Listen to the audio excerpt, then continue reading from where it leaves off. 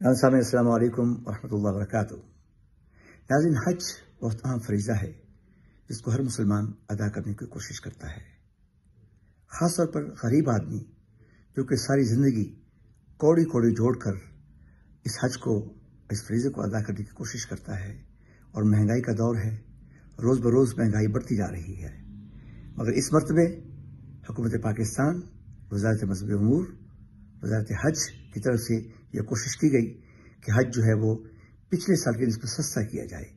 اور خاص طور پر میں جناب مذہبی امور کے وزیر، ہمارے بہت پیارے دوست اور بھائی انیکا مصطفیٰ صاحب کو مبارکباد پیش کرتا ہوں، جنہوں نے رات دن کوشش کر کے پاکستان میں بھی اور سعودی عرب کے اعلیٰ حکام سے بھی بات کر کے اس حج کو پچھلے سال کی نسبت سستا کیا ہے، جو کہ 1 لاکھ روپیہ کے قریب بنتا ہے۔ اور ان کی ابھی بھی کوشش ہے کہ حج جو ہے وہ مزید سستا کیا جائے۔ اللہ تعالیٰ ان کو جزا عطا فرمائے اور ان کی کوشش کو کامیابی عطا فرمائے۔ یہ بہت بڑی کامیابی ہے اور یہ بہت اچھی خوشخبری کی بات ہے۔ اللہ تعالیٰ جزا عطا فرمائے اور مجھے امید ہے کہ آئندہ سال اس سے بھی سستا ہوگا۔ اللہ تعالیٰ ان کو جزا عطا فرمائے۔ السلام علیکم ورحمۃ اللہ وبرکاتہ۔